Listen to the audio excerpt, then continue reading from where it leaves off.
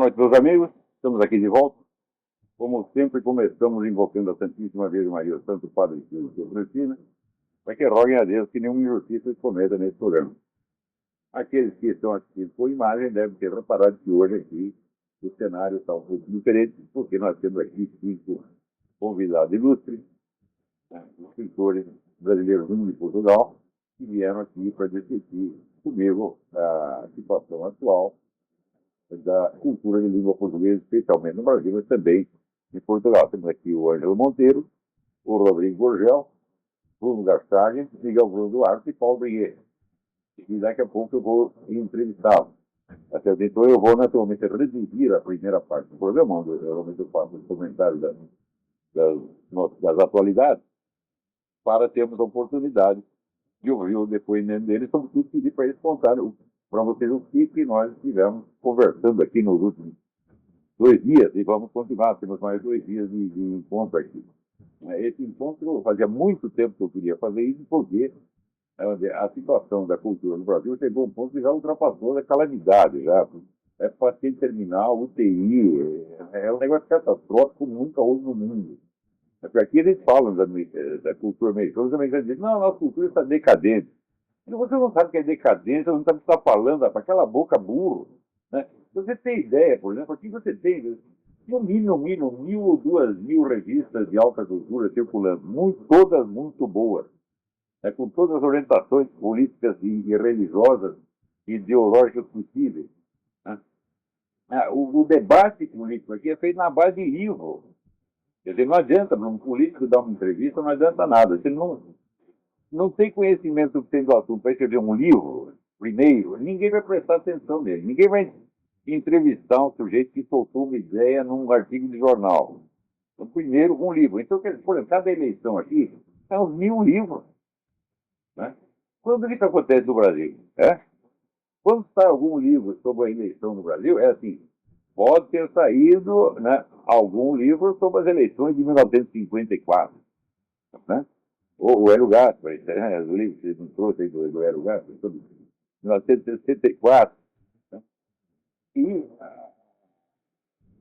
o debate político brasileiro não é nem sequer por artigo de jornal, é entrevista de televisão, é entrevista no Faustão. Né? Então, o que eu acho engraçado é o seguinte, o brasileiro não consegue imaginar o que é isso aqui. A diferença de tamanho das coisas no Brasil e aqui é tão monstruosa, que o brasileiro ele vê aquela formiguinha achando que o elefante não existe, o elefante não está com nada. Eles acham que o americano é burro, que o americano é inculto, que o americano não existe. Os caras falam isso, meu Deus do céu. O que eles podem fazer? Né? É uma coisa para você chorar, você ficar consternado. Né? Aquele negócio do médico mandou não contrariar. Então tá bom, meu filho. A coisa é assim, tá legal. Diz que sim, que você está calmo, exatamente. Né? Então, por causa disso, aqui nós reunimos esse pessoal aqui. Deveria ter reunido muito mais. Nós estamos aqui graças a um amigo meu que gentilmente ofereceu dinheiro para comprar a passagem e hospedagem dele. Se tivesse usando um financiamento estatal, né? O Jorge Soros, a Fundação Rockefeller, então faríamos um encontro de 80, 90, 100, né? Estudiosos para discutir o problema. Se bem que nós não conseguiríamos 100, né? Acho que não consegue nem 20. Né? Pessoas sérias para conversar sobre isso, sobre esse assunto no Brasil, não tem mais. Né? Então, na verdade, fica até mais barato. Graças a Deus, não tem ninguém, porque também não haveria dinheiro para convidar os outros. Então, agora, aqui nos Estados Unidos, eu gostaria até de poder fazer uma resenha dos acontecimentos aqui, né? Mas aqui a sucessão de escândalos está muito pior do que chega no noticiário brasileiro. Agora já descobriram, por exemplo, o imposto de renda não estava só espremendo o pessoal do Tea Party, da direita. Não, estava espremendo a direita e estava facilitando a esquerda. Então descobriram, ao mesmo tempo que eles estavam fazendo um assédio fiscal com a turma do Tea Party, eles estavam liberando e isentando de imposto tudo quanto é ONG esquerdista, inclusive uma que pertence ao irmão do Obama, uma ONG feita para dar sustentação ao governo do Sudão, que é um governo genocida. Estava lá o cara com isenção de imposto, porra. Né? E que também não era só ONGs, conservadores que estavam sendo apertados. Você tem os governos dos estados, que são governados por conservadores, e o imposto de renda já estava lá estrangulando tudo. Quer dizer, era um golpe de Estado, praticamente, dado através do imposto de renda. Agora, é o seguinte, gente, eu sou brasileiro, né, eu sou apenas um rapaz latino-americano. Né, quer dizer, eu quando cheguei aqui, eu saí do Brasil com 58 anos, quer dizer, eu tinha 58 anos de experiência e ver sacanagem, porque a política no Brasil é só sacanagem. Né? Então, a hora que eu vi o Barack Obama e o Eric Holder, quando eu vi o Eric Holder a primeira vez, eu vi ele assim com aquele chapéu palheta e a camisa listada, um poder na mão. Eu falei, eu já vi esse cara no Rio de Janeiro, na Bahia. Foi esse tipo, porra. Né? E uma navalha no bolso. Né? E quem é que não conhece, porra, né? E o Barack Obama, os caras estavam discutindo se ele tinha nascido no Havaí ou no Quênia. Eu falei, não, ele nasceu na Bahia, pô. Eles estão completamente enganados. Esse cara é brasileiro, pô. Ele é um discípulo do Lula. Ele estudou o mensalão, ele tirou PhD em mensalão, junto com o Saul Alice. E ele vai bater carteira de todos vocês. E vai botar toda essa curiosa, esses bandidos ficados, ele vai levar tudo para o governo, né? E instituir um negócio que o pessoal do mensalão vai ficar com inveja. Eu falava isso em 2008, e até as pessoas mais inteligentes, até o pessoal do Eric Rubinstein, né? Olhava e falava, tudo confiança. Não, já se viu. Isso não existe, está exagerando. Passados 2 anos, todo mundo, puta, mas ele tinha razão. Eu falei, claro, de razão. Mas eles não estão aqui acostumados com esse nível de sacanagem grossa. Aqui tem sacanagem, mas é de alto nível. Por exemplo, o Clinton, ele fazia um negócio, vai fazer tudo bem arrumadinho, disfarçadinho, né? Mas o Obama nem isso, né? O Obama é grosseiro, ele é um cara do terceiro mundo mesmo, não tem nem dúvida. Então o cara chega lá, ele não tem um documento válido. Né? Agora, esse pessoal do ARPAI, eles têm as provas definitivas de que a certidão do cara, a certidão nativa do cara é falsificada. E o certidão de alistamento militar também. Aliás, nem precisava de investigação. A certidão precisa porque tem problemas técnicos envolvidos, mas o alistamento militar não precisava. Então, agora, pela primeira vez, tem um Congresso Nacional dos Peritos aqui, e o Arpaio, o investigador-chefe dele, o Marcos Lula, foram lá e contaram tudo, e agora os peritos vão fazer pressão para que haja uma comissão de investigação no parlamento. Porque não adianta você fazer processo, né, em corte estadual. Não adianta, pelo seguinte, durante o processo, você vai precisar de documentos de órgãos federais sobre os quais as cortes estaduais não têm jurisdição. Então você perde o documento, os caras simplesmente não entregam, o processo vai para as picas. Né? Como aconteceu já várias vezes. Então essa coisa do Arpaio, tá, eles não dão ponto sem nó. Falam, não, peraí, nós não vamos fazer, nós vamos processar ninguém, não vamos tomar medidas, não, nós vamos inventar um jeito de pressionar o Congresso, porque eles queriam investigação contínua. O Congresso tem jurisdição para pedir, exigir qualquer documento e a turma tem que entregar. Né? Então, eles estão fazendo a coisa certa. Essa organização de peritos é extremamente poderosa, porque isso aí na verdade, são todas as polícias dos Estados Unidos. Agora, pior, quando o Mike Lula chega lá e explica o negócio da certidão, passa lá o vídeo mostrando, né, a falsificação, ninguém sabia de porra nenhuma. Tá? Essa notícia circula pela internet, mas não sai na grande mídia. Então, o que não sai na grande mídia atinge grupos específicos, que podem até ser numericamente significativos. Mas você não tem aquela garantia de que a nação sabe daquilo, de que há uma consciência comum disso aí. Então, quer dizer, essa coisa foi ocultada durante 5 anos.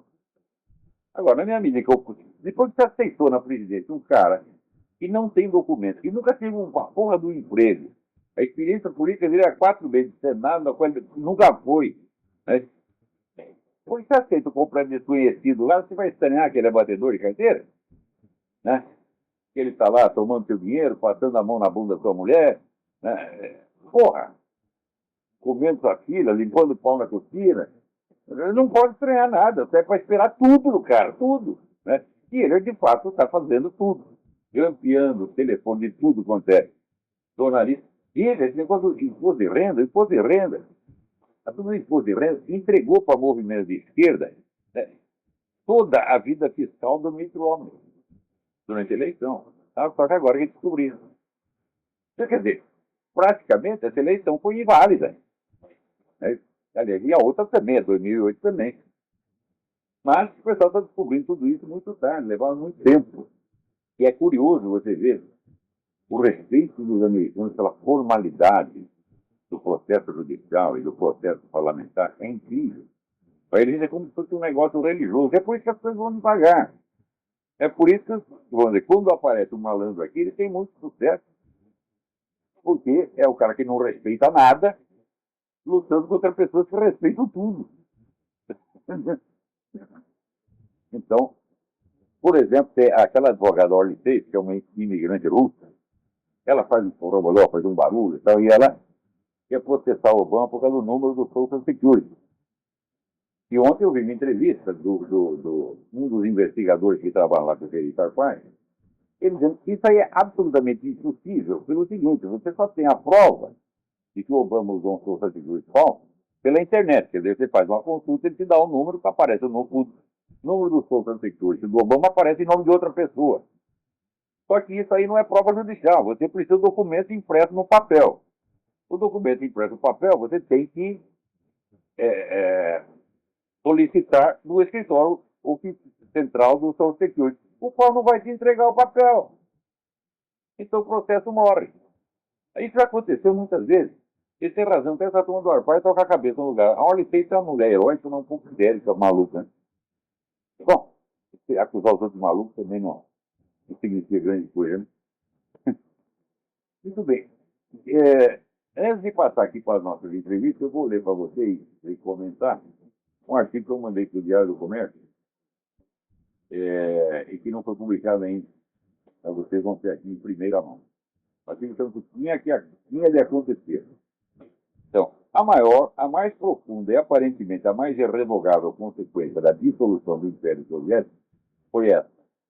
Como agora o comunismo não existe mais, qualquer um está livre para defender as mesmas políticas que os comunistas defendiam, impor os mesmos controles sociais que os comunistas impunham, atacar e denegrir as mesmas pessoas e valores que os comunistas atacavam e denegriam, cultuar e enaltecer os mesmos ídolos que os comunistas cultuavam e enalteciam, tudo isso sem jamais poder ser chamado de comunismo.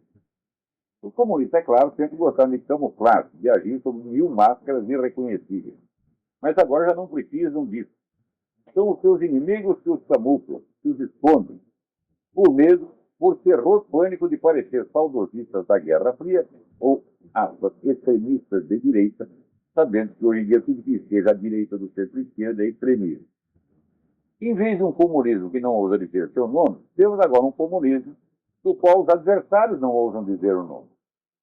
Tão intensa entre liberais e conservadores o temor de pronunciar a palavra proibida, que qualquer semi-analfabeto de plantão numa cátedra universitária, com o retrato de Che Guevara na camiseta e o livrinho dos pensamentos do presidente Mao no bolso, estourando de orgulho por ter ajudado a matar 100 milhões de pessoas, pode se alardear comunista no horário nobre e em cadeia nacional, seguro de que todo mundo verá nisso nada mais que um modo de dizer, uma graciosa hipérbole usada por repatele bourgeois, por um bom menino que no fundo do seu coraçãozinho não é comunista de maneira alguma.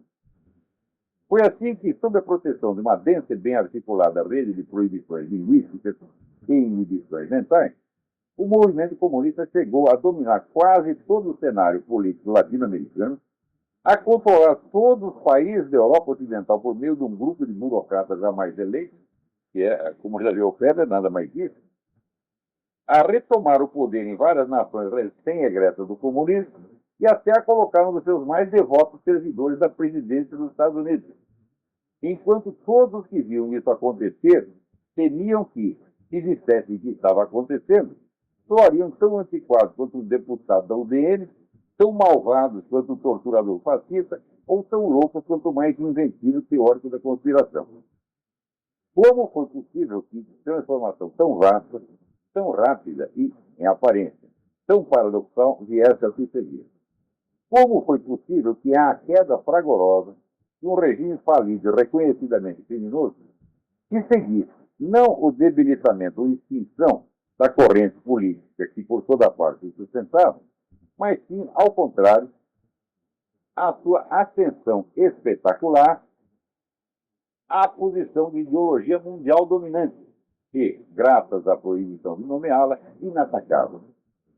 Só faço essa pergunta por caridade para com a burrice alheia, para com a indolência mental e a covardia moral daqueles que hoje, somente hoje, começam a suspeitar de algo que já estava óbvio e patente nos primeiros anos da década de 1990.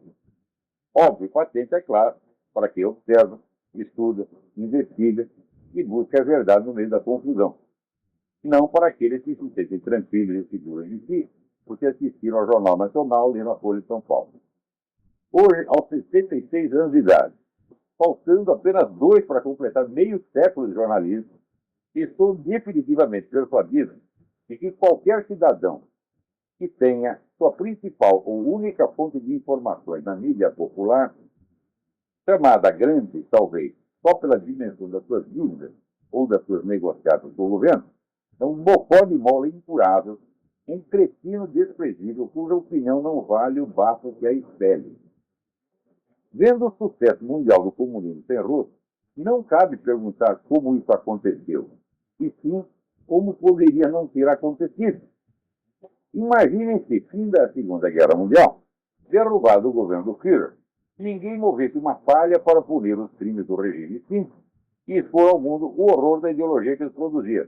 Mas, ao contrário, todo mundo tratasse de silenciar a respeito para não reabrir velhas feridas e deixasse os altos funcionários nazistas nos seus lugares, enriquecidos pelo rateio dos bens do Estado e livres para circular pelo mundo como honestos e bem-vindos investidores. Quem não vê que em 10 anos o nazismo estaria de volta sob outro nome, talvez até com o mesmo? Poderíamos ter vencido o comunismo em 1991, disse Vladimir Bukov, mas para isso precisaríamos de um novo tribunal de Nuremberg. Não houve tribunal nenhum. Mutatis mutandis. De que serviu abortar em 1964 o golpe comunista que se preparava no Brasil? Se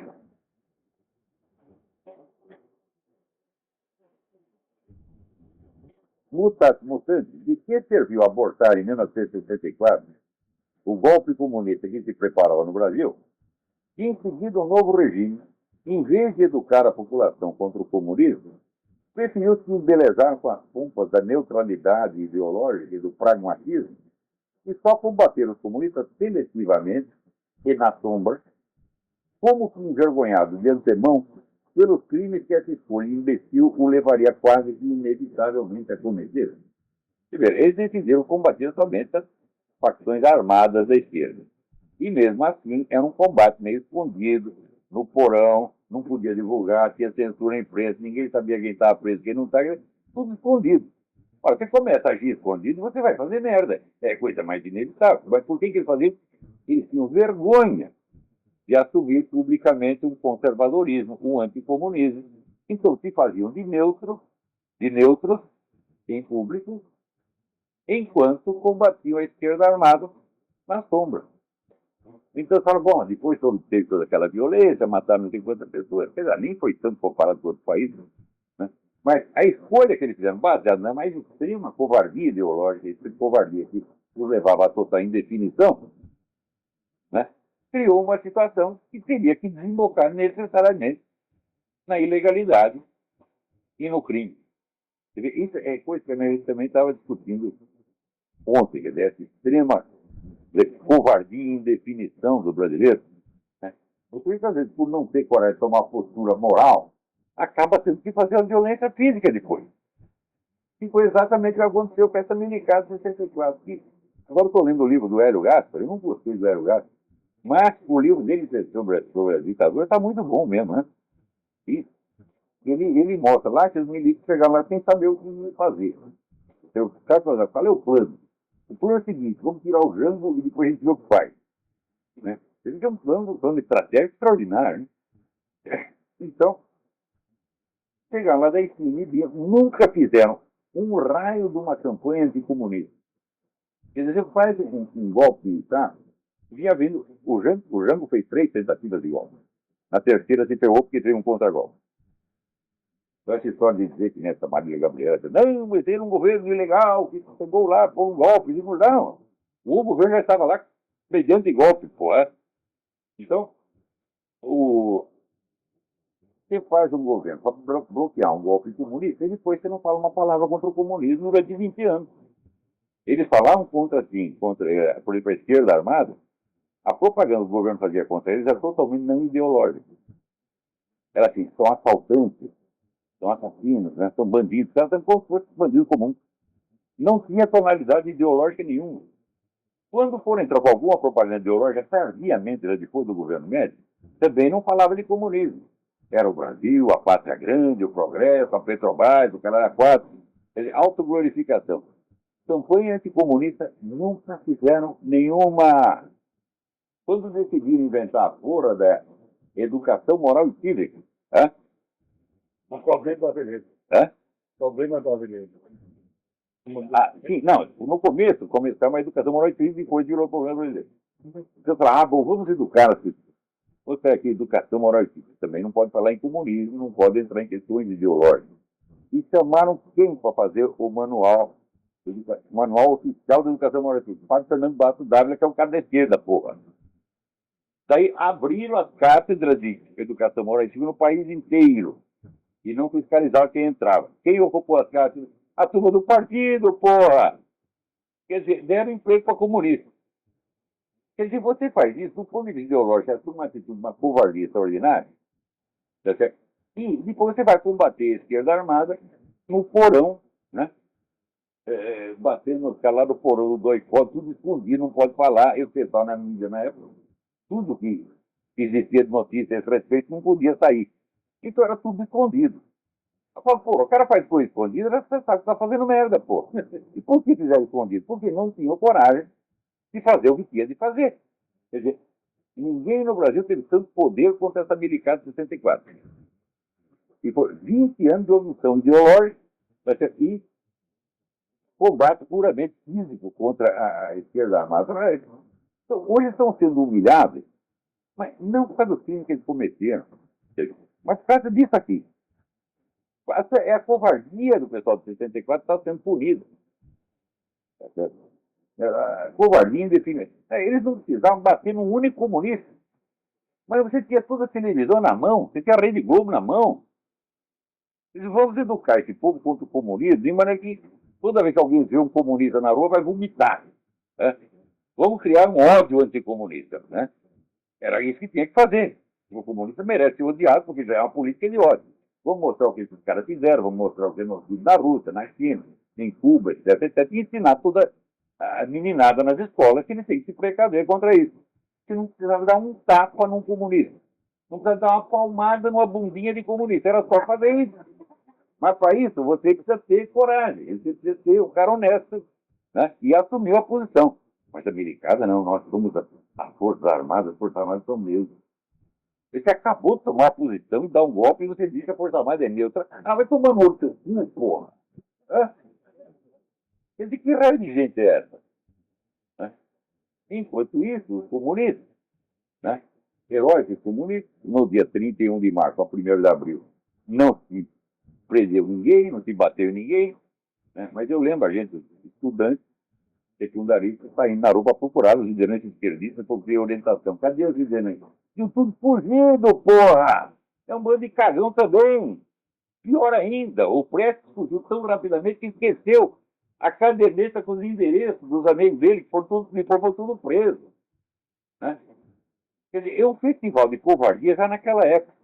O único dele que tinha culhão ali, não vou ficar lá terra, ele tinha culhão, ele tinha 3 bolas. Né? Porque ele, viu, avisaram que os fuzileiros navais invadiram para Taganabá. Ele fez as contas e disse, olha, nós temos munição para 6 minutos de tiroteio. Né? O que ele fez? Então, então vou ganhar no blefe.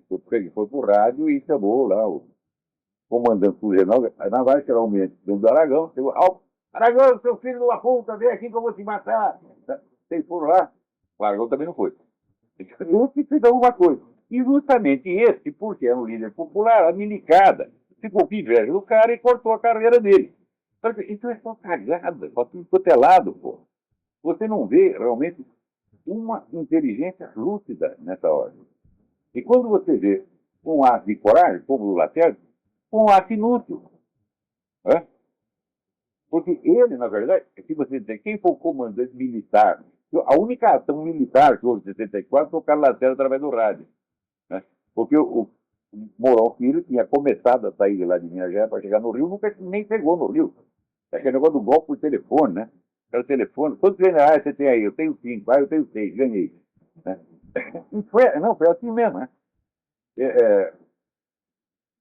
Então o único gesto heróico que teve foi um gesto heróico inútil. Por quê? Porque o Lacerda ele não tinha apoio suficiente entre os milicos. Ele também não se lembrou. Falou, não adianta eu ser o gostosão, falar em público, etc. Se eu não tiver apoio, né, se eu não tiver minha lista de generais também, eu não vou para adiante. E ele esqueceu desse pequeno detalhe, 1 ano e meio depois, os generais acabaram com ele. Então, é só burrice. Quando não é covardia, é burrice. Quando não é as duas coisas juntas. Tá certo? Então, não é uma história que honra ninguém, não honra a esquerda, não honra as Forças Armadas, não honra a mídia. Né? Se você vê o Globo, né, o Globo puxando o saco da milicada, etc, etc. Depois, quando vem a esquerda, que volta puxando o saco da esquerda, e vai que puta que pariu. O brasileiro mal puxa saco do universo, não pode ver um saco começa a puxar, porra. Quer dizer, como é que a gente vai ter orgulho de pertencer a uma merda dessa? Eu não tenho vergonha de ser brasileiro, porque eu não tenho culpa. Eu sou um pobre espermatozoide que foi jogado lá da Península Ibérica e fui parar lá na casa do caralho. Nasci, né? Eu sou tão inocente aí, porque a minha família chegou depois, né?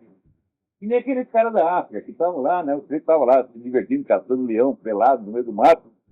Ele leva uma porrada na cabeça e acorda na América, e dão-lhe uma enxada e manda ele capinar. Ele, por que se trata? Quer dizer, fica perdido no espaço. Então eu também sou um cara perdido no espaço. Eu acordei para começar a entender o que é o Brasil depois dos 50 anos de idade, pô. Até os 50 eu estava que nem Sérgio em tiroteio, pô. Hoje eu entendo que merda que fizeram desse país. É que culturalmente o país começa lá em cima. No século XIX, que vem caindo, caindo, caindo, caindo. Nunca parou de cair, porra. E hoje o pessoal na escola estuda o quê? Estuda o texto do Gabriel o Pensador, né? E outras coisas desse tipo. Mas fala, bom, não há o que dizer. Então, agora você vê aqui, esse pessoal comunista, se você lê o que os comunistas dizem, você pega os estudos do Foro de São Paulo, o estudo do Lula, né, do Maduro, do Chávez, etc, etc, tudo isso é triunfalismo. Ganhamos, dominamos a América Latina, mandamos, né, bota o pau na mesa, pá, pá, pá, pá. E tem outra ala que diz assim, não, o comunismo não tem nenhum. Não existe. Né? É incrível, incrível. As duas coisas funcionam. Por quê? O discurso ideológico ele não tem nada a ver com a realidade. Ele diz apenas a reforçar a identidade e unidade do grupo. As duas coisas reforçam. Se você diz, olha, nós estamos por cima da carne seca, nós mandamos, então todo mundo tem orgulho, reforça o grupo. Se você diz, não, nós somos coitadinhos, a direita vem aí bater em nós, tal, você reforça também, porque o medo também une os caras para fins de autodefesa. Então são dois discursos absolutamente loucos, não tem nada a ver com a realidade. Agora, hoje, veja, aqui saiu na revista da Unesp, Universidade Estadual Paulista, quer dizer, para o dinheiro público. Um artigo sobre a direita do Brasil. Esse artigo é um primor, é uma maravilha. É o tal de Pablo Nogueira que escreve, né? Então, é o seguinte. O que existe de direita no Brasil? Meia dúzia de blogs, com os meninos loucos que estão inspirados pelos crimes salgados, que estão completamente alienados, doidos. Existe lá o pastor Marcos Feliciano, o Silas Malafaia, os Bolsonaros, né? Isso na área política, e vamos dizer, na área mais cultural, está o jornalista que é o Mídia Sem Máscara, o jornalzinho que eu inventei, e mais 2 ou 3 blogs. Isso que é a direita brasileira. Talvez comediante. São comediantes, né? Politicamente é nada, zero esquerda, né? Agora, esta direita microscópica, o surgimento dela, causou um tal bafafá, entendeu? E hoje tem estudo universitário, entrevistas, programas de rádio, discussões do parlamento, né? congressos de intelectuais para discutir o ressurgimento da direita. Só que depois uma coisa tão microscópica começa a chamar a atenção, é que o outro lado estava acostumado com a hegemonia e controle total, evidentemente. E esse rapaz aqui escreve um artigo exatamente nesse tom. A direita está ressurgindo, cuidado, etc, etc. Ué, por que você estaria alarmado? Porque em todo país tem direita e tem esquerda. Se você está assustado porque começou a aparecer a direita, é porque a direita não existia. Né? E se a direita não existia, existia somente a esquerda e vocês mandavam em tudo. Então, essa é a situação real. Hein? Agora, ele diz aqui o seguinte, que a ideia de que há uma revolução gramsciana em curso, né, fui eu que inventei, e é um elemento importante do imaginário da direita. Ou seja, a hegemonia cultural gramsciana, da qual o artigo é um exemplo, é uma coisa imaginária. E ela não existe. Eu digo, mas escuta, assim não existe Gramsciana. Não existe hegemonia gramsciana, também não existe a Unesp, não existe a revista da Unesp, e você não escreveu isso. Você está entendendo? Quer dizer, mas isso aqui você não pode chamar de paláxia cognitiva. Paláxia cognitiva acontece em grandes cérebros. Isso aqui é estupidez. Isso é ignorância completa, profunda. Você está entendendo? Meu total inepto. Agora o cara escreveu numa revista universitária. Puta que pariu. E daí ele escreve lá um negócio sobre vida tem mais baseado na tese de um tal de Patrick, que eu até comentei, né?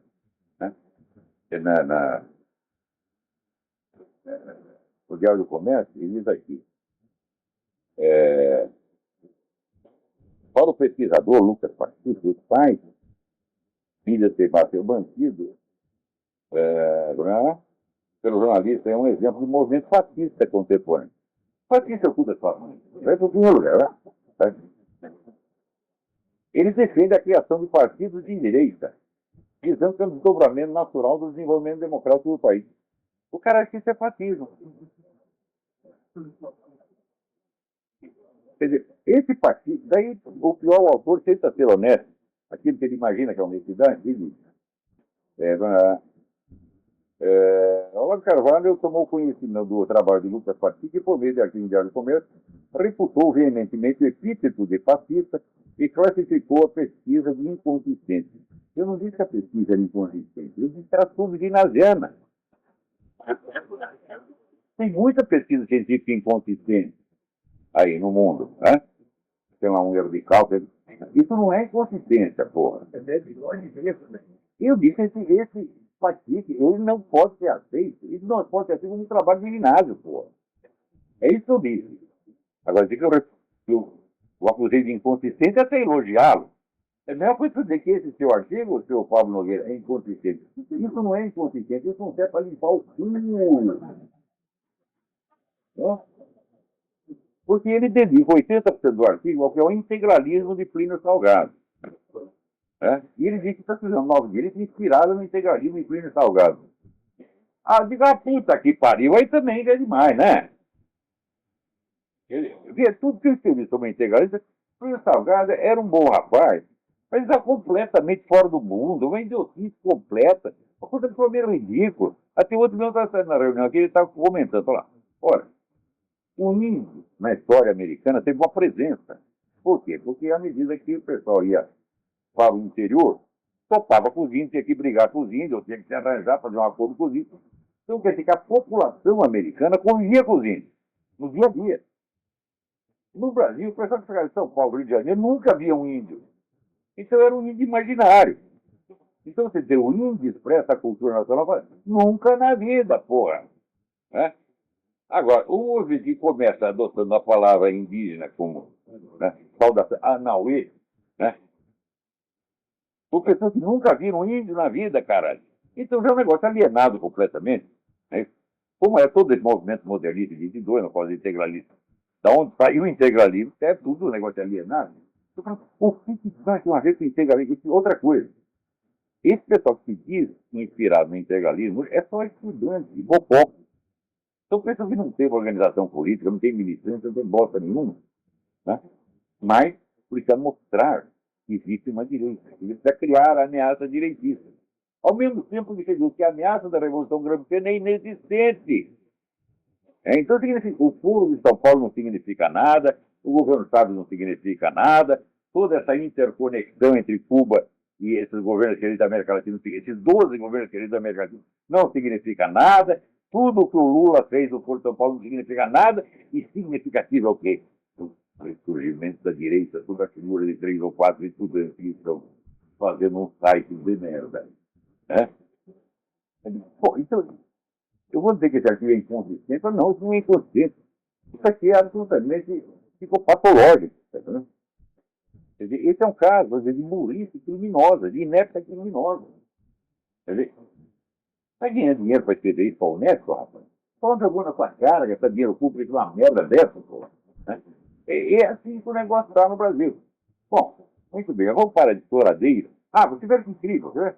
Aqui, porque tem uma reunião no círculo militar, e aparece que o general Marco Antônio Felício da Silva, né, dizendo que o movimento comunista, do qual faz parte do Foro de São Paulo, o PT e tudo isso, tem como finalidade a obtenção do governo comunista. Tem toda uma técnica, toda uma estratégia. O objetivo final é a instalação da ditadura proletariada.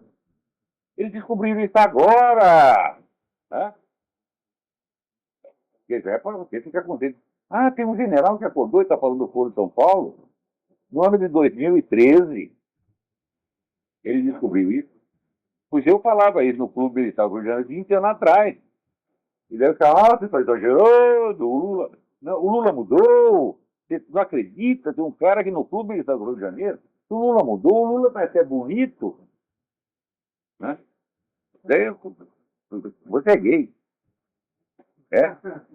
Vai ficar o Lula bonito, você é muito gay. Né? Só não dá. Por lá a parada é gay, quantos daqueles acham o Lula bonito? Né? 2%, 3%, os mais velhinhos já, iludidos, né? Já desistiu de pensar naqueles garotos musculosos. Ah, serve o Lula. Eles começaram a achar o Lula bonito, porra. Né? Agora, então, eles descobriram que existe o Foro de São Paulo, existe a Revolução Brasileira, e os caras já ocuparam tudo. Não há mais nada. Não tem espaço para nada. O pessoal fala da censura no tempo dos milicos. O que era a censura? Era um funcionário da polícia que estava colocado em cada órgão de mídia para cortar certas notícias. Ali no Estadão, ele estava lá, o censor nem entrava no prédio, ele ficava na portaria, os caras não deixavam entrar. O que é a censura hoje? Se você pensar, quantos esquerdistas você tinha nas redações e na direção das redações? Todas as redações de jornais e canais de TV eram fechadas por esquerdistas. Né? A opinião da mídia era maciçamente antigovernamental, embora fizesse negociação com o governo. Quantos, fora da grande mídia, quantos órgãos da chamada imprensa nanique existia? 80, 100, 200, para tudo pelado. Agora, se você perguntar hoje, quantos jornais no Brasil tem um diretor de redação cristão conservador? Nenhum. Quantos colunistas conservadores cristãos você tem na mídia brasileira? E site, quando aparece um site é um escândalo, não pode. E no parlamento, quando aparece antes tinha um direitista, como escreve no sexo, com H, um direitista que era o Bolsonaro. Daí apareceu dois, que é o Feliciano. Escândalo nacional. Então, quer dizer, o controle da opinião pública da ditadura. Comparado com o que tem hoje, é nada. Hoje você tem a censura total. E as pessoas ainda dizem, olha, ele está dizendo que tem censura. Sabe esse negócio de você fazer chacota quando você não consegue responder? Eu não estou contra a chacota, quando a chacota é baseada em fatos. Mas quando você usa chacota para substituir os fatos, é que você está com treta, né? Ele diz que a esquerda controla a mídia. Pronto. E aí esse se espalha como se fosse argumento fulminante. Quer dizer, é um humorismo pueril, humorismo de criança, né? Não é ridículo, é grotesco. Né? E aqui os rapazes estão dizendo que a Revolução Gramsciana no Brasil faz parte do imaginário da direita. Porra! Né? E o canal Unesp, que é a Universidade do São Martinho de Moraes, a universidade que criou 20 anos atrás o Centro de Estudos Marxistas. Eu até escrevi uma cartinha para lá, vocês topam vocês vão Centro de Estudos Antimarxistas? Claro que não responderam. Então agora que me responde é o Pablo Nogueira. Quantos centros de estudos antimarxistas existem na Universidade Brasileira? Quantos centros de marxismo? Agora criaram até 5 universidades juntadas para criar o Centro de Difusão do Comunismo. Mas não tem Revolução Gramsciana, não tem Revolução Cultural, não. É tudo coisa imaginária. Como é que eu posso discutir com um animal desse? Sabe? É um menino subdesenvolvido, né? Cheio de complexo, né? Morrer de medo do Marco Feliciano, né? E misturando tudo, mistura Marco Feliciano com integralismo, com mídia sem máscara, com liberalismo. Puta que pariu, né? Como é que se pode discutir com essa gente? Então, ele, de certo modo, né, é aquele negócio que está falando. O falecido Daniel Brilhante de Brito, olha, ele me convidou para trocar uma ideia aqui, mas eu não vou, porque eu vou sair perdendo na prova. Então, não se pode conversar com essa pessoa se você tem que ter contato, você chegou perto do Pablo Nogueira, você quer ir embaixo, a gente não. Né? Pablo Nogueira, Patrick, essa gente toda. Você fica burro só por contato, tá entendendo? Né? Tem um negócio chamado dermatite de contato. Aí é estupidez de contato. Você encostou no cara, pronto, né? Vai ser o QI. 5 vezes que você encontra o cara, você não tem mais QI nenhum. Então, não dá para conversar com esse cara. Eles estão abaixo, né, da possibilidade da discussão. Então, tem na retórica, tem um ignorância lenta, entendeu? O sujeito não sabe do que você está falando e, no entanto, ele tem opinião. E esse pessoal sofre de ignorância lenta, que já é em estado terminal. Já estão morrendo, né? Então, o que fazer, porra? Não adianta discutir com esses caras, não tem o que persuadir. Nós temos que dar alguma educação. Pega um cara como esse Pablo Nogueira, fala, nós vamos te dar alguma educação aqui, vamos elevar o seu QI, tornar você capaz de pensar, né? As pessoas estão tão abaixo da crise que não há. Você não pode combatê-la. Combater esse cara aqui nem você dá soco com um leproso, porra. Né? Ou lutar jiu-jitsu com o leproso. É até perigoso. Então nós temos que dar um pouco de saúde para eles. E era isso mesmo que nós estamos discutindo aqui. Então eu vou aproveitar aqui e pegar os nossos convidados e cada um deles conte para vocês alguma coisa do que estivemos conversando esses dias e vamos continuar por mais 2 dias. Precisa passar o microfone ou pode direto, né? Então contem aí. Começa você, Rodrigo, como diz ele, é o nosso abade. Nós estamos aqui hoje no 3º dia fazendo umas reflexões sobre o estado da cultura brasileira. Dentro da nossa cultura, sobre a nossa literatura. E avaliando, então, mas não só fazendo um diagnóstico,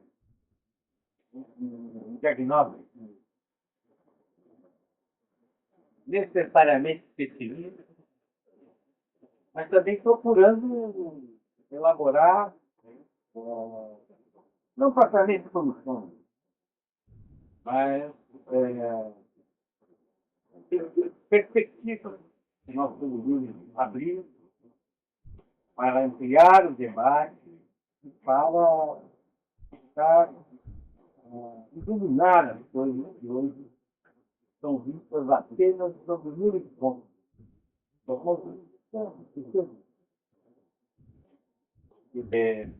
Evolução do Ministério em si tem demonstrado sobre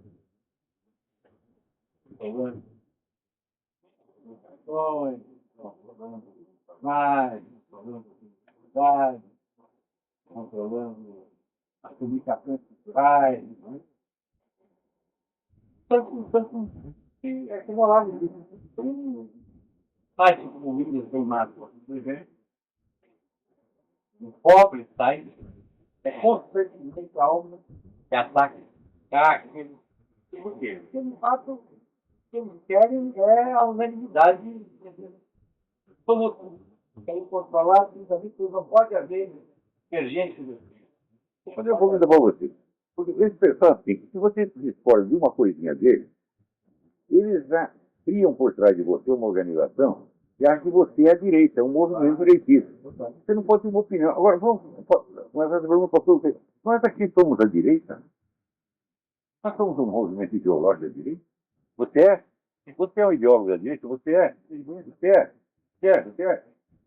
Você faz, não? Não temos merda nenhuma a ver com direita nenhuma. Acho que é uma coisa mais desprezível que tem.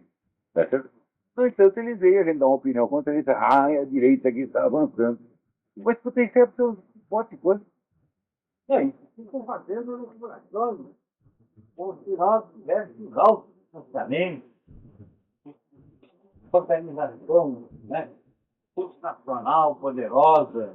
Não, essa é a pergunta. Quem financia?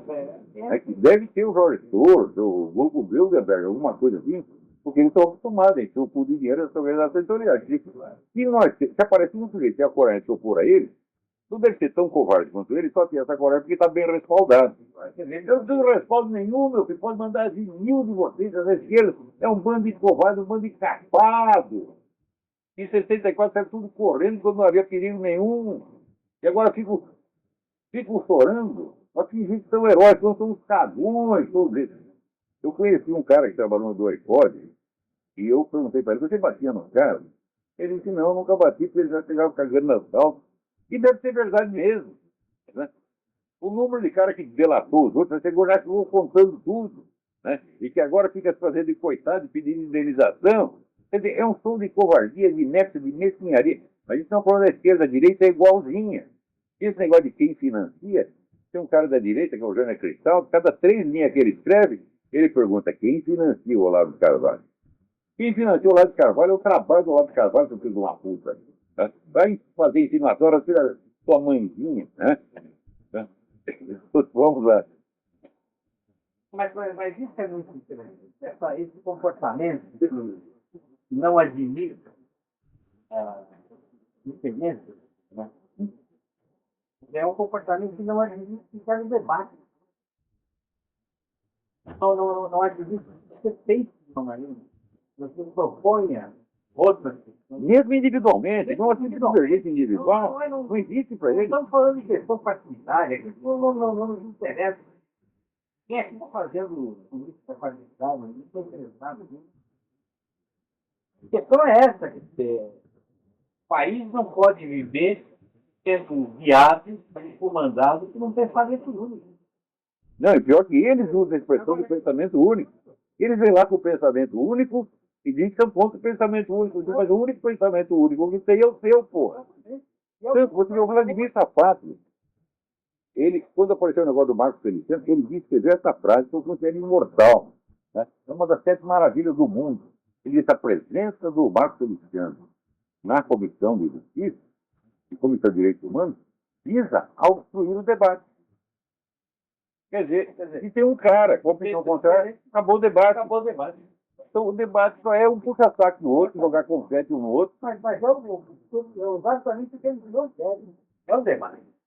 Não quer, não aguenta. Porque, veja, quando saiu o imbecil coletivo, o pessoal todo caiu de pau em cima de mim, todos os tipos de passaram vergonha, teve alguns até que pagaram a aparência da eleitoral. Isso largou de ter continuado toda a parte para a qual é mal qualificação. Então, daí, por eles pegaram a conclusão de que agora não falava. Agora está lá boca tudo. É mais fácil de falar.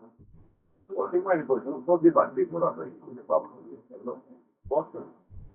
Eles, na verdade, eles não precisam de debate. Eles têm saúde. O pessoal povo de saúde mental para eles. Então, eles tirar isso mesmo. Eles estão muito paranoicos. Eles estão muito do lado do Carvalho. Pô, o lado do Carvalho é uma boa pessoa, não faz mal a ninguém. Você consegue ajudar, porra. Aqui, o Rodrigo Guerra, até que o Rodrigo Guerra é biólogo do Partido Fascista. O grupo da Gaia, ele é o Uruguai, tem primeiro é mesmo Portugal. Você completamente inocente, o pobre ele para fez mal a ninguém. Temos merda nenhuma vez com nenhum desses governos que nós estamos coisando. Agora, eles acham que nós somos a direita, a direita. Você acha que Pablo, Flash, também, houver conveniência. Não houver conveniência. E essa própria divergência é uma camada do festa várias formas. Festa não foi. Festa está chamando dele. Está tão grave. Até que uma parte aqui coloca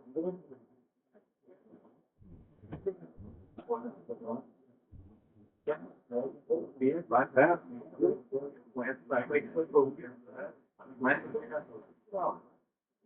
não vai mais ter um prédio, é fácil,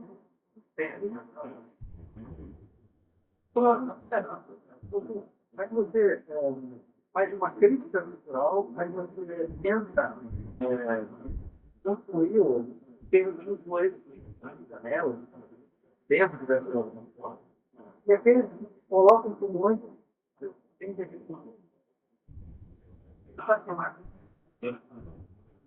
meu filho.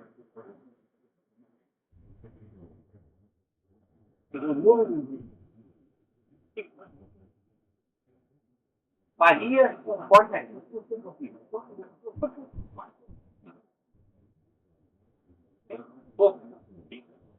ele consegue ver todo o paredão. Mas ele não tem nenhum isso. É, claro. Mas ele está pode, né? Querem.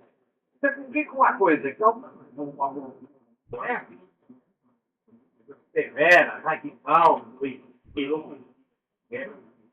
eu vejo corte para amizade. Todo mundo de amigo, cara. Aí você vai com um negócio, quando você quer, aí todo mundo de amigo, top. Você faz bem, porque assim, que as pessoas querem, não melhor. Esse debate da direita, aí no canal do Panamá. Você não viu? Exatamente. Tem ou não tem? Pega um quadrado aqui, quadrado, outro lá. E você permanece com aquela maioria, não vai ter. E a realidade não pode ser limitada, então você pode ter que exato. Aí elas estariam, por exemplo, resolvido para a concorrência. A concorrência, estávamos elogiando. É o melhor que tem no mercado do Brasil, mas não pode.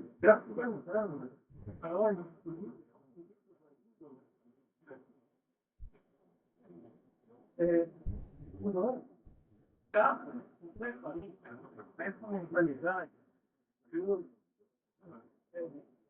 falar mas isso universitário, né? E pensando hoje, mas isso universitário, ele está para a história mesmo, o economista, especialista, vai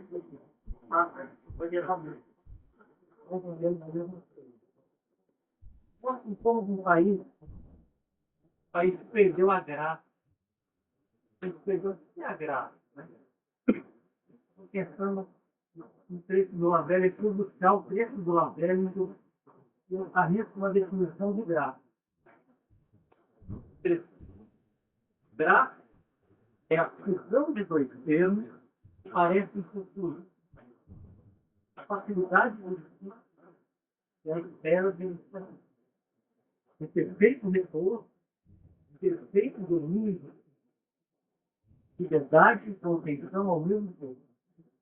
É um silêncio no qual milhares de vozes se confundem. O panorama intelectual brasileiro hoje existe algo que se aproxima dessa graça? Mas nem de longe, dessa desenvoltura, essa liberdade do espírito, as pessoas não têm mais isso. Você só vê estereótipo e medo, suspeita para tudo quanto é lado. Eu acho que ainda existe. Existe, eu para preservar um pouquinho do meu medo, de lá, porra. Porque se eu estivesse no Brasil, eu estaria no hospício. Eu não ia aguentar, falando, não, se eu ficar mais uma semana aqui, eu vou matar um na rua. Quem? Qualquer um. Olha, você fala isso, não é preocupa, porque nós fomos convidados. Pois é, mas vocês são milagres de sobreviventes na selva, né? Uma imagem que me vem à cabeça quando toda vez que o microfone isso, é a imagem do Titanic, né? Logo depois de bater no iceberg. Então, como você não tem uma referência, aquela discussão que a gente estava fazendo nos 2 dias passados sobre aqui, uma ausência de tradição, porque na história do Brasil parece que há os grupos ideológicos que se apresentaram ao longo da história uma concepção prévia, uma revolução permanente. Então, toda vez que entra um grupo no poder, ele tenta destruir tudo que foi construído antecipadamente, e aí você impede que seja construído qualquer coisa boa, né? Qualquer projeto político, qualquer pensamento, qualquer tradição, seja no plano cultural, literário. Tal. E a única coisa que se mantém permanente, de forma permanente nessa revolução que tenta destruir tudo, é essa ideia de destruir tudo ao longo do tempo. Né? Contraditoriamente, é aquilo que permanece. Claro, o negócio de jogar a criança fora junto com a água do banho no Brasil é obrigatório. Quando você fica contra alguma coisa, tem que ficar contra 100% e não pode aproveitar nada. É um negócio incrível, é? Nunca antes na história desse país. Não existe história antes, é verdade. Pois é, a história começa, né? A história começa comigo, eu sou Adão no paraíso, né? Ele é leitor de revista em quadrinhos, não dá pra ter história que não tem no meu, né? Esse é igual. História em quadrinhos? Acho que tem que estar passado aí. Mas dá uma porcentagem segura. É assim. Mas essa imagem volta a cabeça. Essa imagem do Titanic, por quê? Por que me vem essa imagem? Mas no momento que as pessoas têm que se jogar na água para não submergir junto com o navio, a imagem cultural que me vem é o que é possível agarrar quando você cai e você agarra. Tanto no plano ideológico, no plano político e no plano cultural. E eu me sinto como um desses náufragos que tenta se agarrar alguma coisa. Como eu ensino e a minha educação, essa questão da tradição, ela nunca foi presente. No momento em que de descoberta intelectual e individual, eu tive que me agarrar alguma coisa que estava fora. Né? Uma informação literária, informação política, os meus interesses não estão voltados para a Inglaterra. Porque se quer, eu preciso de coisa. Aí o meu interesse sobre a história brasileira para resgatar essa tradição, especialmente conservadorismo do período monárquico, é muito recente. Estou fazendo esse exercício de foco e recuperação de uma determinada tradição que foi enterrada, está agora. Isso é muito grave. No mundo viramos todos náufragos históricos do Brasil.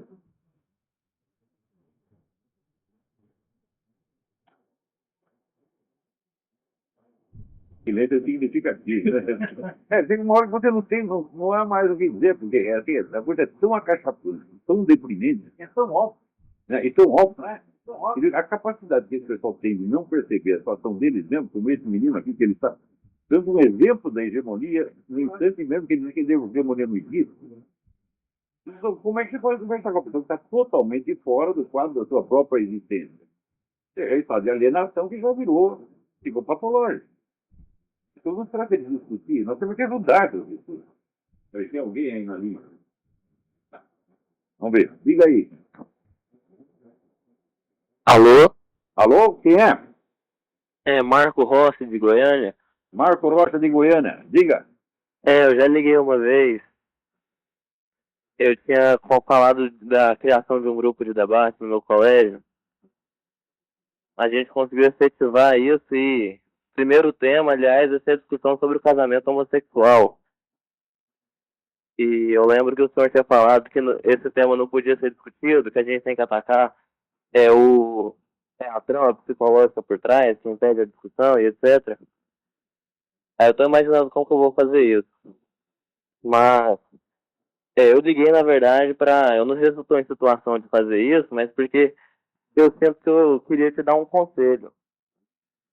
E, e é o seguinte, eu vejo que muitas pessoas que te escutam, muitas pessoas que ouvem, às vezes não entendem o que você fala. Ah, mas isso é esse debate. Não, com certeza, mas muitas pessoas que têm capacidade de entender, às vezes não te conhecem, não sabem quem você é. E eu fico pensando, já que você mora nos Estados Unidos, tem muitas pessoas aí que poderiam entender muitas das coisas que você fala. Você saberia explicar, elas conseguiriam entender. Eu sempre fico pensando, por exemplo, se você contactar as pessoas como aquele tal daquele Len Craig.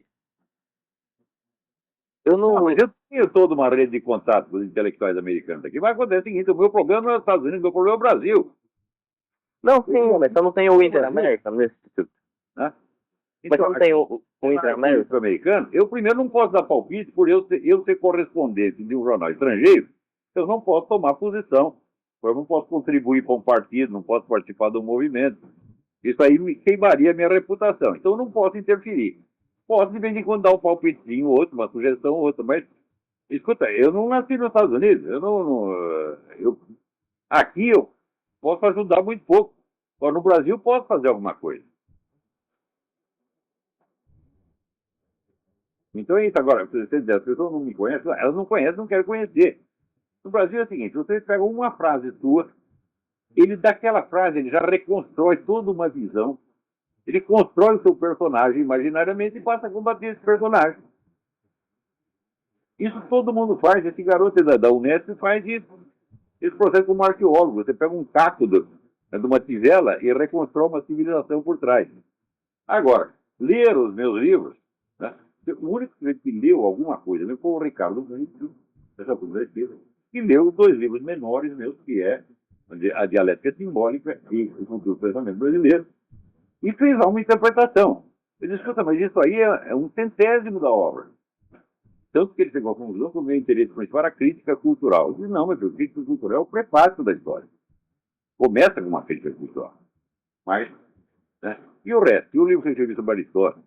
E essas 40 mil folhas de transcrições de aulas, né? E o sistema filosófico inteiro que tem importância, você não conhece nada disso. E, aliás, a maior parte não tem capacidade para acompanhar isso. Eu imagino, se eu pudesse, pega um desses livros, pega o Vladimir Safado. Agora, senta aí, você vai assistir o curso Olavo. O garoto, na 5ª aula, ia estar numa crise, tá certo? Talvez fosse internado. Porque é tanta coisa que ele não sabe, tanta coisa da qual jamais se falou no Brasil, tantas ideias que são completamente estranhas para ele, que ele não ia saber o que fazer. Então ele se mantém à distância, com medo, né? E fica inventando coisinhas. Quer dizer, é uma reação de crianças doentes, na verdade. Então, vamos dizer aqui, elite universitária brasileira. Vocês são os pobres. Vocês são crianças. Vocês todos juntos. 20 mil professores universitários brasileiros. Vocês não têm capacidade, não é para discutir comigo, vocês não têm capacidade para acompanhar o meu curso. E não estou falando isso assim para me engrandecer, não. Porque eu não sou grande coisa. Mas é que vocês são muito pequenos demais. Né? Então, ter o melhor no Brasil é fácil, para absoluta falta de concorrência. Isso aqui é o maior filósofo brasileiro. E por quê? Porque não tem nenhum outro. Então é. Alô? Falhou a ligação. Alô? Alô, quem é? Não, caiu a ligação. E a ligação? Diga. Então, eu tinha uma pergunta que eu estou discutindo com muitas pessoas, meus professores, familiares, soldados, pastores, padres, todas essas coisas. Agora, teve um questionamento de todos, o único que eu achei bem interessante, que foi, talvez o senhor saiba explicar isso. O Bush, ele deveria supostamente ser apoiado na eleição lá do Obama, ele era contra o Obama, não é? Sim. Então, por que o Bush ele não usou assim, do poder que ele tinha na presidência para descobrir todas essas falsificações de documentos, etc.? Isso, o Bush tem mais rabo preso do que um rato na ratoeira. O Bush é um bosta. Os caras não perceberam ainda, meu Deus do céu. Não, sim, eu pensei num algo do tipo. PFR, Council of Foreign Relations. Uhum.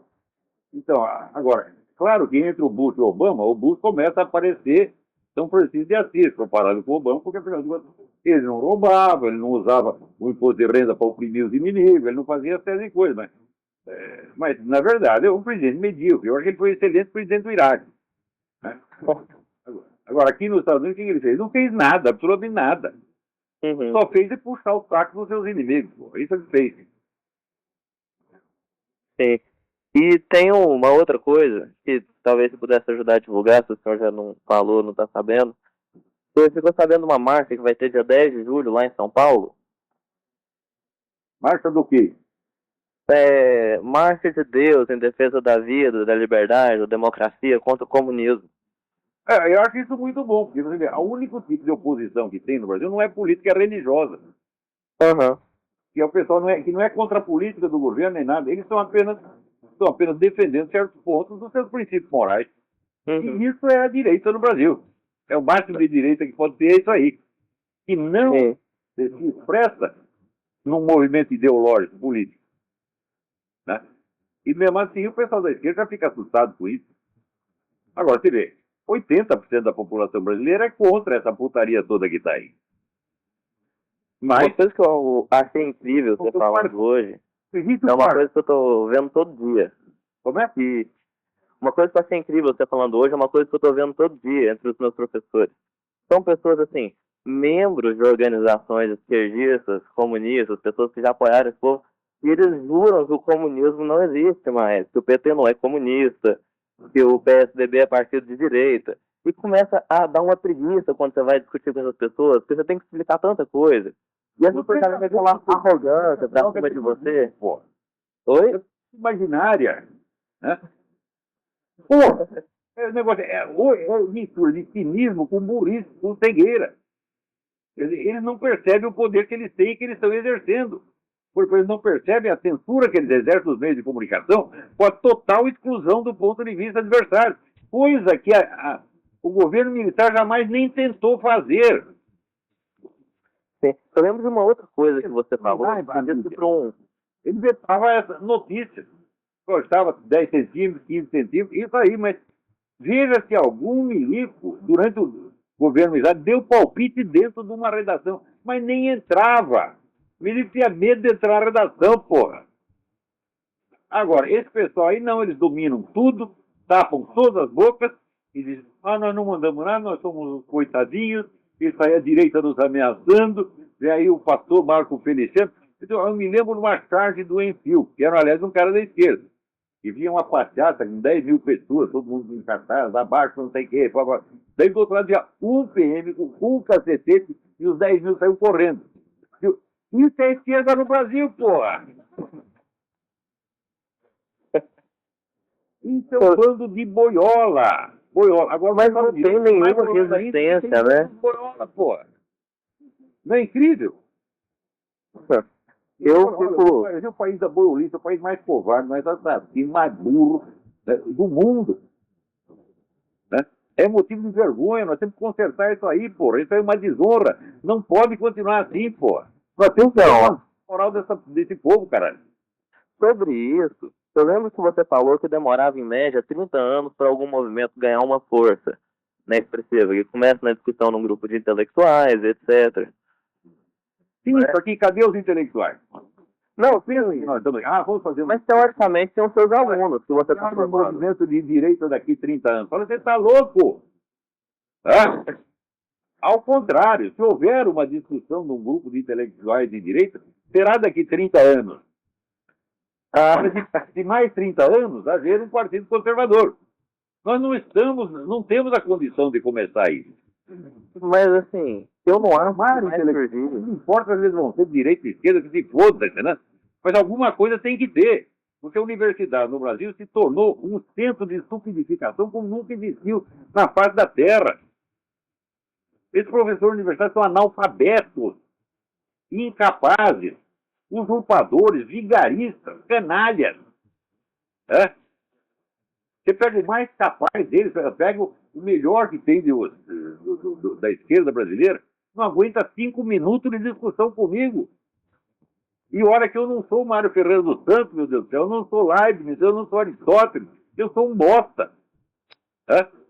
E eu chego lá e falo, não, mas você para chegar a ser bosta, você precisa se esforçar muito, meu filho. Para chegar ao meu nível de motice, você vai ter que estudar muito, e se esforçar muito, e tomar muita vergonha na sua cara. Isso é que nem o Bispo Macedo, né? Ele era um falso merda, esforçando para chegar a ser um merda, mas não chegou. A esquerda brasileira é tudo assim, pô. E essa direita que está incipiente é a mesma coisa, pô.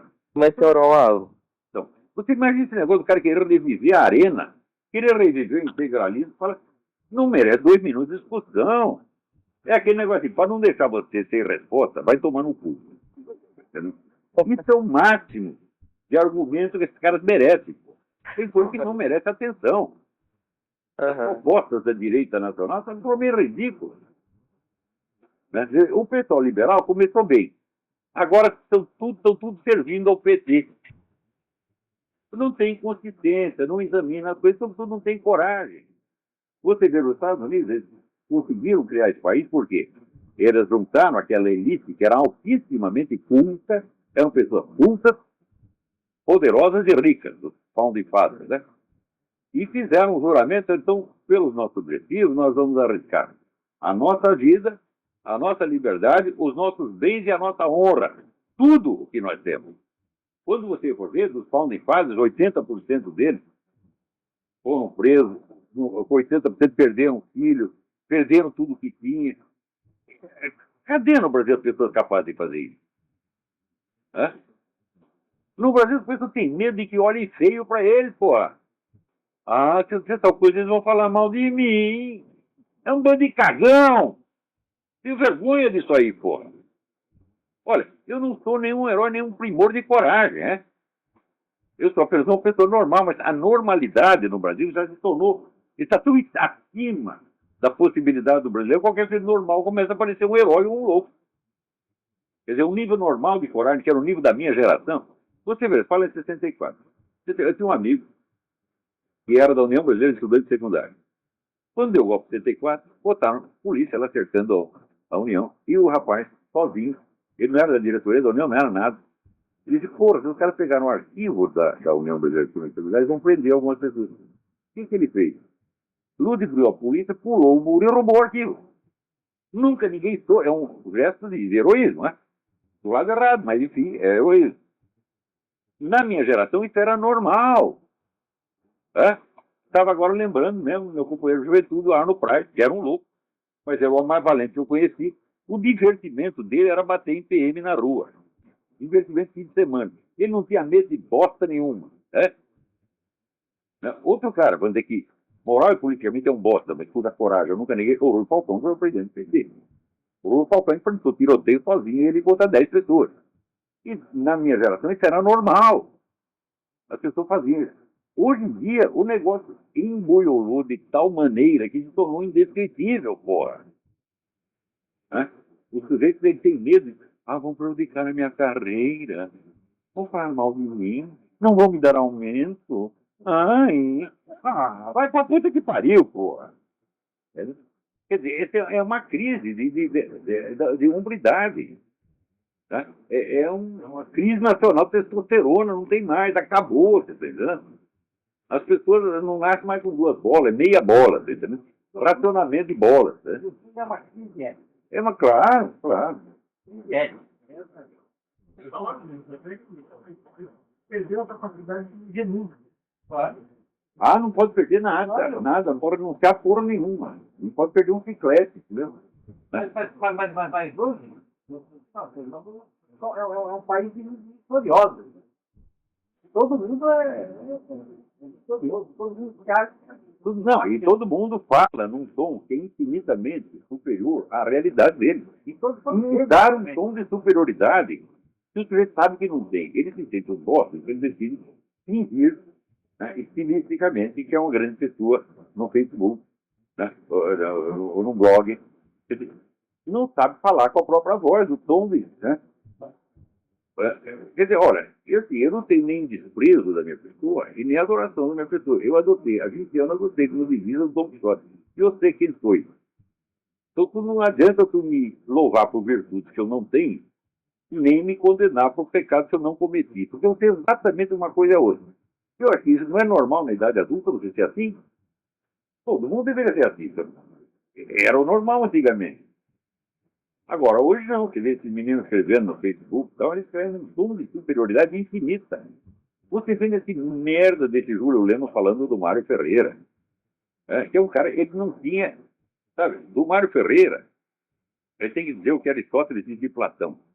Ele era tão bom, tão elevado, que o homem mau não tem o direito de louvá-lo. Isso é o que a gente tem que dizer do Mário. O Mário foi uma ordem brasileira. Daí veio um merda do Lula, não tem nada. Né? Ele vai dizer, eu li o Mário, mas não me convenceu. Deve se discutir com a pessoa dela? Não, a gente deve dizer, vai tomar no seu cu. Abarca a possibilidade de ser discutido. Agora, todo mundo fala nesse tom. Agora, eu quando era moleque, eu queria ter um escritor. Eu li os grandes escritores. E a primeira coisa que eu aprendi é que você não pode fazer uma boa literatura fingindo. Você tem que ir para a exatidão, tem que expressar a coisa exata como você está vendo. E esse pessoal acha, não, você imitar, falar grosso, você vai ter alguma coisa. Tem que falar elegante, tem que falar bonito, senso de infinita superioridade. Todo mundo tem senso de infinita superioridade. Será que o único cara inferior que tem aquela merda sou eu, porra? Né? Todo mundo é superior. E todo mundo se fazendo assim, exemplo de alta moralidade. Mas quando você vai ver, no Brasil, quando eles responder à corrupção, sabe qual é a mentalidade do combate à corrupção? Eles estão tomando o nosso dinheiro. É esse o problema, não é o problema moral. É aquele negócio, eu também quero, senão eu conto para todo mundo. É isso, no fundo. Não é dinheiro público. É o nosso dinheiro, né? Nós temos que ficar muito tocados toda vez que encontrava no idiota. Você está vivendo o tempo todo. Quando eu converso com esse império idiota, para mim é uma revelação. Pois é. A pessoa tem uma coisa natural, ingênua e sabe a dimensão da sua ignorância. No sentido de ignorância, e não tem vergonha daquilo. Também não se interessa. Uma escolha, não individuais, né? Exatamente. Você é um sujeito humilde. E viu aquele negócio do Fernando Pessoa? Nunca conheci quem tivesse levado porrada, né? Todos são príncipes, o único bosta sou eu. Toda essa concepção da imaginação moral, eu estava conversando com o Arnold, lá no Freedom, e depois dessa conversa eu vim pensando, como é que a imaginação moral no Brasil? Tem uma época que virou moda, de tentar resgatar vidas passadas, né? Que todo brasileiro foi rei ou foi príncipe contra o governo na vida passada. Os moleques, sempre você foi na outra vida, né? Eu fui Cleópatra, eu fui Catarina de Médici, né? Mas, porra, quem precisa quem viver, né? Carregar pedra, ninguém carregou. A imaginação moral na sociedade dessa é levada assim. É por isso que toda vez que ele fosse um idiota, tem que falar sofrimento com ele, não é? Claro, um idiota autêntico. Merece o cumprimento do parabéns. Carinho, respeito, né? De dinheiro eu dou, e aí no norte do Paraná a gente tem uma expressão. Então a tremenda falta de escada. Vai carpir uma data. Vai, exatamente, tem toda a razão. Porque esse pessoal novo que está escrevendo, né? Todos eles têm opiniões sobre tudo, sobre os maiores problemas do universo. Digo, agora, faz assim, por que você não escreve sobre os seus complexos de adolescência? Sobre as humilhações que você passou, né? As situações de vergonha que todos nós passamos, né? Por que você não conta aquela vez que você brotou na cama, né? Aquela vez que você mentiu para prejudicar um colega por inveja, né? Você tinha tomado a sua namorada. Conta isso se tu for homem, porra. Né? Escreve sobre isso, que isso é a realidade da tua vida, caralho. Né? Não, mas hoje não vai ser sobre super humano. Eu fico muito preocupado com as pessoas que não conhecem tanto o bullying, porque a escola era o primeiro instrumento de provação, né? Porque a violência moral, você não se parte daquilo. Não, para mim o bullying foi muito bom, porque eu quando eu entrei na escola, eu tinha ficado 7 anos, quando eu entrei na escola eu era um bebê, eu era o maior trouxa, todo mundo me fazia de palhaço, evidentemente. Né? Mas foi aí que eu fui aprendendo aos poucos como é que era, né? O truque. Felizmente eu era tão idiota que eu não levava nada a mal, eu não ficava ofendido com porra nenhuma. Então quando eu percebi, eu achava até engraçado. Né? Isso aí me ajudou muito. Muitas vezes também, cara, que eu lembro o primeiro dia que eu estava indo para o ginásio, fui cercado por quatro irmãos, né, e queriam bater em mim. Eu não sei porquê. Né? E eu fui na conversa, pá. Quem chegamos na escola não aconteceu nada. Os 4 viraram meus melhores amigos ali dentro depois.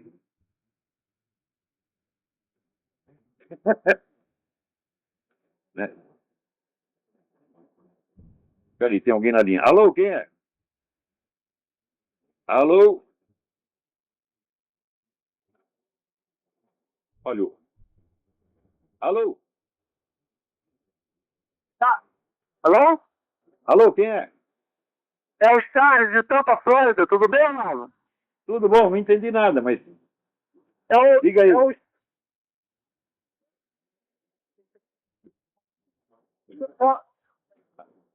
Quem tá falando é o Charles aqui de Tampa, Flórida, Estados Unidos.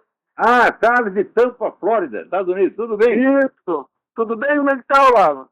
Tudo bem, graças a Deus. Diga aí. Rapaz, eu tô fora, rapaz. Eu tenho te acompanhado aí alguns meses pelo YouTube. Obrigado, obrigado. E olha, eu tenho uma pergunta, eu não sei o tema. Você tem tema? Se eu posso fazer pergunta fora do tema? No Brasil, sou tão merda que até eu sou sucesso. Deixa eu perguntar, como que funciona? É um tema de hoje ou eu posso fugir do tema?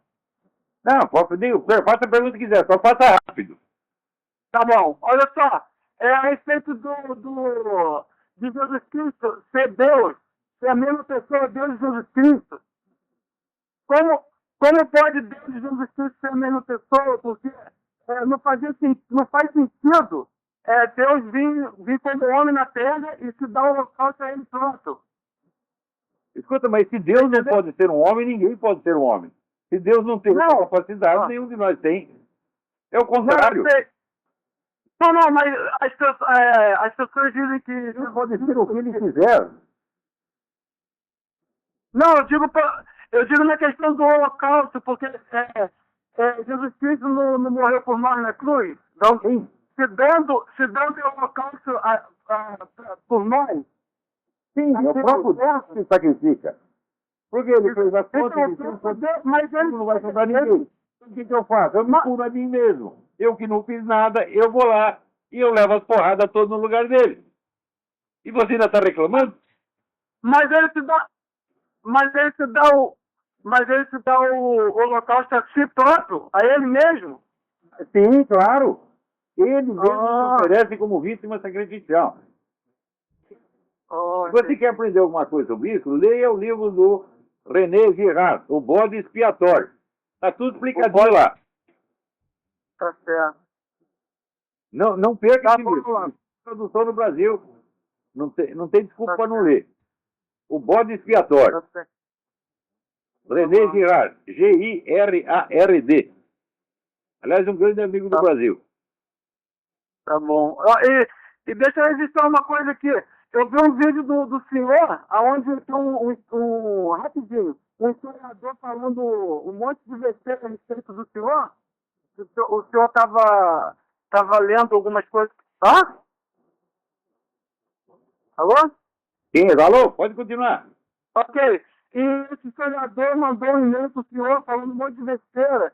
E teve uma passagem desse e-mail que o senhor estava lendo, onde ele disse que o senhor escreve a favor do senhor mesmo, ou da direita, ou não sei o quê. E aí o senhor falou, não. Aí o senhor falou, não, eu escrevo o que a esquerda não bota. Entendeu? Aí eu pensei, se ele soubesse um terço do outro lado, sem ser da esquerda, ele não teria sido com o senhor, entendeu? Mas esse é o problema. As pessoas ignoram os outros e, em vez de conhecê-los, tentam adivinhá-las. Exatamente. Né? Então, esse é aquele negócio que falava o Cláudio Moracato. No Brasil, você não lê o que o autor escreve. Você lê o que você imagina que, em segredo, ele queria dizer. Você tenta descobrir o inconsciente do cara. Eu digo, mas escuta, se você não entender o meu consciente, como é que vai entender o meu inconsciente? É muita presunção. É verdade. Né? Então, obrigado pela sua participação. Vamos para outro que tem. Bom. Então, essa arrogância que virou epidêmica, né? Essa coisa, todo mundo tem opinião sobre tudo, todo mundo está o tempo todo irritado com os outros. se ofende por qualquer merdinha, né? Isso? E todos se fazem de santinhos. Por exemplo, às vezes eu falo palavrão aqui, os brasileiros falam palavrão o tempo todo, e eles se fazem de ofendidos. Ah, ele está usando palavras de baixo calão. O que é isso, pô? Se vocês não falam, o Lula não fala, né? Miguel tem um grupo que significa babaca. Vai ser explicado. Dá um exemplo, tá? Babaca, assim, no sentido originário, quer dizer o órgão sexual feminino, mas também usado para designar o seu idiota. Né? Então, essa coisa, vamos dizer, dessa irritação, dessa afetação de moralidade, eu acho que tudo isso torna impossível uma literatura. Porque a literatura é baseada na linguagem do povo, você vai tirar a linguagem dali. Mas se a linguagem popular, ela toda é fingida, você não tem mais o senso da naturalidade nem da sinceridade. Porra. É impossível ser sincero. A pessoa não tem um discurso da sinceridade, só tem um discurso da afetação, do fingimento. Né? Ou acontece o que está acontecendo hoje no Brasil. Olha, parte dos autores só consegue falar de si mesmo. Sim, sim. Só das suas elucubrações, E do seu grupinho, tá certo? não consegue olhar a realidade. Não, se você vê o que se chama de história do Brasil hoje, é a história da esquerda. Olha, A esquerda conta a sua própria história. Mas quantas pessoas são esquerdas no Brasil? 10 mil? aliás, Quantos habitantes tem? 200 milhões? Quer dizer, a história de 10 mil passa a ser a história dos 200 milhões. E aquele eterno reforço de si mesmo, né? E pior, nunca conta as suas vergonhas. Né? E se você não conta as suas vergonhas, meu filho, elas vão para o seu consciente e viram um complexo. Né? Você não reconhecer as suas vergonhas, não reconhecer os seus pecados, é você se candidatar uma neurose até uma psicose, que é o que acontece com a gente. Por que você junta 2 milhões de esquerdistas, aparece um da direita, ou suposto da direita, e já fica com medo? Esse é um complexo, é uma neurose. Vocês estão doentes, gente. veja, o Haddad, automofóbico, de São Paulo, qual foi a primeira grande decisão de política cultural?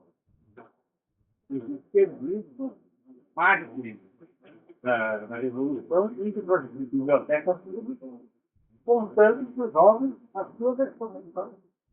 Por verdade. Único. Bom, mas de cara, se não existe contradição, não existe verdade. Um cara que diz que é marxista deveria saber disso. Porque todo marxismo é baseado na lógica da contradição. Tá certo? Então, tudo que é unívoco é só metade da história sempre. Você pode dizer uma coisa linear, de estrutura lógica, mas na vida real, na vida histórica, onde não há contradição, não há realidade, porra. Né? Agora, se você tem que ensinar isso para um cara que diz que é marxista, que até dá aula de marxismo na universidade, é para mandar tomar no cu. Será que é a fusão de dois termos que parecem distintos? Sim, sim, sim. Né? Tudo bonito, as pessoas são suspeitas mesmo, nem da falta do grupo. Tem a ver com uma das discussões que eu fiz ontem, que é a ausência do ministro fundador do país.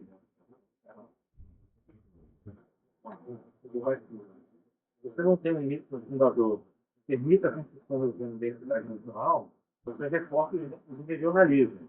E quando os regionalismos vão se acabando, você reforça a questão de grupo. Grupal, Quando claro, você não está claro. inserido em nenhum grupo, você se refugia no indivíduo. Você cria um novo identidade baseado na sua preferência sexual, na cor da sua pele, qualquer besteira. Mas qualquer coisa, imagina ligado a pessoas que você não conhece e que você odeia. Porque eu lembro a briga que teve em São Paulo, há uns 15 anos. O pessoal da sauna gay revoltado porque estava indo travesti lá dentro. E um cara falava assim, sabe, indignado. Pô, a gente veio aqui para procurar uns homens peludos, aí vem esses caras com esses peitão, né? Daí ele fala, tem um nojo disso. Então, aí é a unidade do movimento gay, é só ódio interno. Ódio, inveja, sacanagem. Mas cria uma falsa identidade oficial LGBT. Né? Juntando coisas que não tem nada a ver uma com a outra, né? E também essa noção de raça, né? Qualquer um cabe que a autodefinição de raça é feita por declaração. Se eu declarar que eu sou preto, ninguém pode me desmentir, porque daí eu acuso o cara de racista, porra.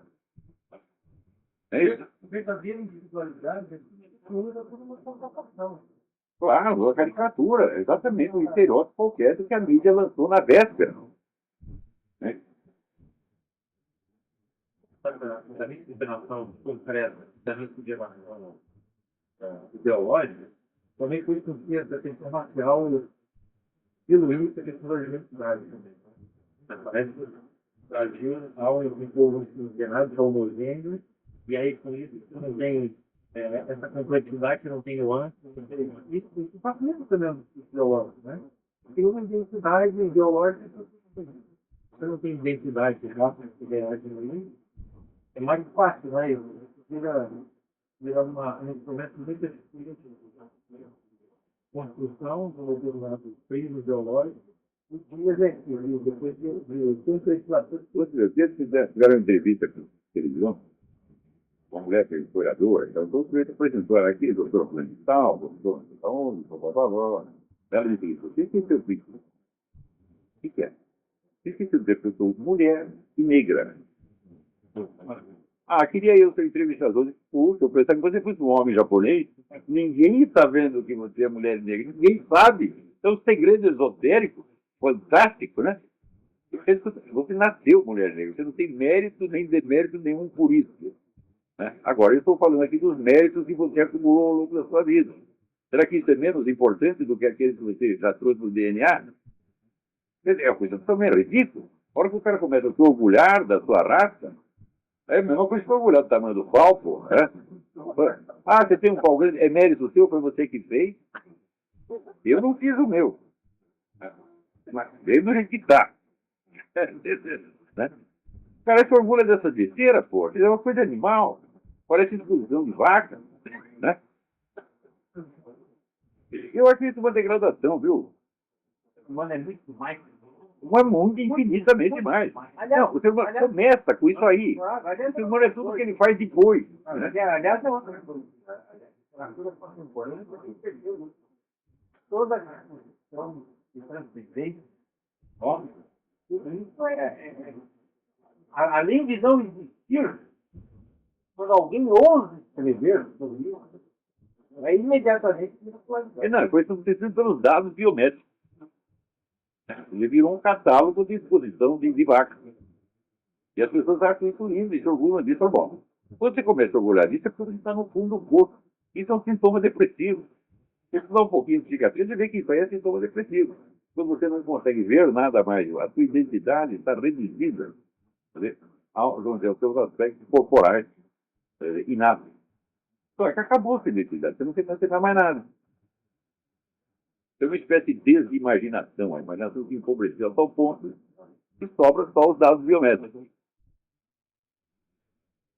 Peraí, eu acho que não. Alô, quem é? Alô? Alô, quem é? Professor Olavo? Eu? É Cristina, do Rio de Janeiro, Cris Fontana. Cristina, tudo bem? Tudo bom? Eu queria... Alô, Cristina. Tudo bem, pode falar. Como o senhor vê a reação da esquerda ao livro do Lobão?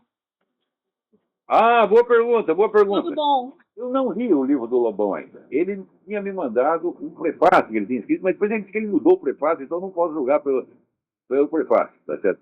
Eu acho o seguinte, o Lobão é um homem sincero, ele está falando daquilo que ele está vendo, e ele não é uma pessoa inculta. Algo ele tem a dizer. Então a pergunta é, por que não pode dizer? Não, em relação à reação da esquerda. Aparece um cara dizendo uma coisa diferente, e do outro lado vem 100 mil, todo mundo assustado. Quer dizer, é uma coisa absolutamente desproporcional, que mostra um estado de pavor, de terror pânico e de boiolice generalizada. Quer dizer, é o negócio da charge do Enfio, é 1 contra 10 mil, os 10 mil estão apavorados. Né? Então, isso já mostra a normalidade da situação. Isso aí é o resultado do quê? Da Revolução Gramsciana. Eles ocuparam todos os espaços, acostumaram-se a ouvir a sua própria voz, e quando ouvem uma voz diferente, eles ficam aterrorizados. E já começa a inventar interpretações pejorativas, totalmente difamatórias, caluniosas, atribuindo aos caras as piores intenções que eles podem imaginar, tá certo? Começando a achar, não, também aquele negócio de achar que direito é nazismo, isso aí já virou obrigação. Só que isso é coisa de ignorante. Olha, eu já fiz esse teste. Pegar um desses caras que está falando nazismo, eu digo, escuta, é o seguinte, me diga um livro de um ideólogo nazista que você tenha lido. Nunca leram nenhum. Então, eles não sabem que o nazismo é uma dissidência do movimento socialista. Começou na seguinte base, dizendo, foi Karl Marx que fudeu com o movimento socialista. Esse era o argumento fundamental. Antigamente, você tinha um socialismo diferente para cada nação. E era um movimento espontâneo. E Karl Marx uniformizou tudo e fudeu com os socialismos nacionais. Esse era o argumento principal, que começa nos anos 20. Então, vai dizer que o nazismo é direita? A direita é o cu da sua mãe, meu filho. Porque ela estava à direita e o pau do menino estava à esquerda. Então, é isso aí, você tá entendendo? Então eles não sabem nada de nazismo e ficam inventando coisa, porra. E daí quando você diz, não, nazismo é nacional-socialismo. Você está se deixando enganar por um nome. Falo, não, não é um nome, estou falando baseado na história da coisa. Eu li os teóricos do nazismo. Não vou nem te dizer o nome, seu filho da puta. Vou ter que ir lá pesquisar se quiser. Porque se eu disser o nome de um teórico nazista, no dia seguinte você põe aquilo no Facebook como se você conhecesse aquilo há 20 anos. É assim que vocês fazem. É isso que é a cultura universitária no Brasil. Todos esses autores, todos que eu coloquei em circulação no Brasil, no dia seguinte apareceu milhares de especialistas que nunca tinham ouvido falar do cara, mas não posso dar o braço a torcer que eu não conheço. Isso, para mim, eu sou para cima da charlatanice. Porque se me fala de um autor que eu não conheço, eu digo, me diz mais alguma coisa, me diz o nome do livro que eu vou comprar. Agora, os caras não, ouve falar um nome e já começa, né? Dropping names, como ele diz aqui, né? Eu falo Louis Lavelle, você vai ver, vai aparecer um monte de escrita ali de Louis Lavelle. Né? E assim por diante. Agora, para compensar, às vezes, o cara da Wikipédia, tá na Wikipédia, tá, o Olavo introduziu no Brasil, René Guénon e Júlio Zero. Eu falei, eu nunca fiz isso na minha vida, os caras já estavam conhecidos aí fazia 30 anos antes de eu nascer, pô. Né? Então, quer dizer, é tudo mitologia, é tudo invenção. É um povo que está vivendo de fantasia mesmo. Virou uma cultura altamente masturbatória, né? Tudo imaginário, né? Então, gente, eu acho que o nosso tempo aqui já acabou. Né? Nós vamos continuar nossas conversações amanhã. Agradeço muito a presença de todos. E aí, agradeço a presença e mês que vem. Eu também queria aqui anunciar o nosso próximo curso. O tema será Sociologia da Filosofia, que vai ser de 30 de setembro a 5 de outubro. Tá? Então, daqui a pouco coloco o programa no ar. Então, até o próximo programa e muito obrigado a todos.